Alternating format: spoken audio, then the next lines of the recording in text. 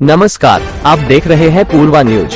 गोरखपुर के शाहपुर थाना क्षेत्र के अंतर्गत बिछिया के निवासी शिवपूजन के शरीर से बीआरडी के छात्र करेंगे पढ़ाई। बीते दिनों शिवपूजन की मौत के बाद परिजनों ने शव को मेडिकल कॉलेज के एनाटॉमी विभाग को सौंप दिया।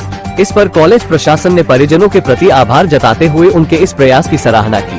बताते चले कि बिछिया निवासी 65 वर्षीय शिवपूजन कुमार 5 वर्षों से पैरालिसिस की बीमारी ग्रस्त थे। उनका एक निजी अस्पताल में इलाज चल रहा था।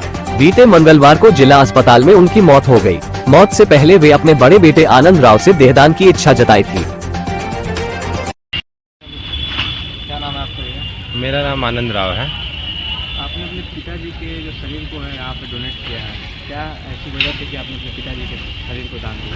देखिए, हमने पिताजी के शरीर को दान दिया तो लोग नॉर्मली क्या करते हैं, शरीर को जला देते हैं या फिर मिट्टी में दफना देते हैं या फिर पानी में बहा देते हैं।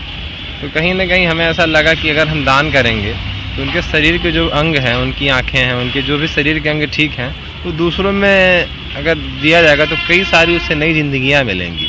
और हमारे पिताजी न रह के भी कई लोगों में रहेंगे, कई लोगों की आंखों से दुनिया को देखेंगे।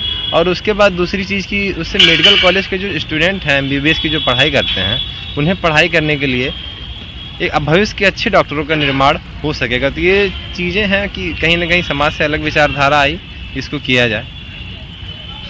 माना जाए भैया कि मृत्यु के बाद जो है ब्रह्मभोज कार्यक्रम होता है, क्या आप भी अपने पिताजी का? नहीं, हम मृत्यु के बाद ब्रह्मभोज या फिर मृत्यु भोज जैसी किसी भी परंपरा का वो नहीं समर्थन करते हैं।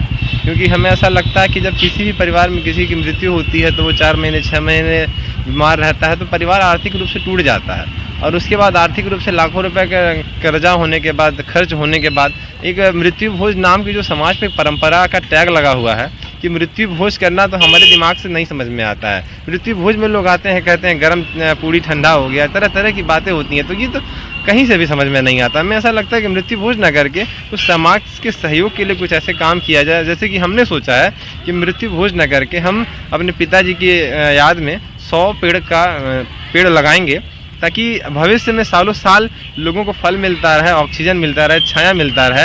एक बार खिलाने से बढ़िया है कि बार बार उन फलों के लोगों को फ़ायदा उन फलों से मिलता रहे। एक सवाल और आपसे है, समाज कहीं ना कहीं जो है, आपकी जो राय है, इस समाज से कहीं ना कहीं अलग दिख रहा है। ऐसी क्या प्राथमिकता है, किस विचार पर आप कर रहे हैं इस पर? जब तक आपकी विचारधारा बदलेगी नहीं, जैसा कि हमें जो परंपराएं आज लोग निभाते हैं, तो पहले के समय में क्या था कि लोग पढ़े लिखे नहीं थे, एजुकेटेड नहीं थे, तो परंपराओं को बिना सोचे समझे वो निभाते थे। लेकिन आज अगर हम पढ़ लिख भी लिए हैं, उसके बाद भी उन्हीं परंपराओं को निभाएं जो हमारे पूर्वज अनपढ़ होकर निभाते थे, तो हमारे उनके में कोई अंतर नहीं है। अगर हम शिक्षित हैं तो हमें सवाल करना आना चाहिए ना। अगर आप शिक्षित होने के बाद भी सवाल करना नहीं जानना, तो आप ऐसी शिक्षा का आपकी कोई मतलब नहीं है। तो आप सवाल करिए ना। और हमें ऐसा लगता है कि कोई भी चीज़ें हों, आप जितना उसको नॉर्मल हल्के तरीके से करेंगे, और इन सामान्य चीज़ों से ऊपर उठने की ज़रूरत है। जन्म है, मृत्यु है, सामान्य बातें हैं।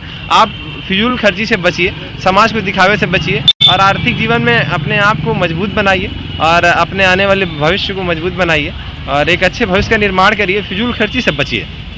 क्यों? क्योंकि समाज ऐसा है ना कि बस दुनिया भीड़ों की है, बस जिस पे आप चलेंगे तो सही है। अगर आप कुछ समाज से अलग करने का काम करेंगे तो आप का लोग विरोध करेंगे। मेरा भी लोगों ने विरोध किया।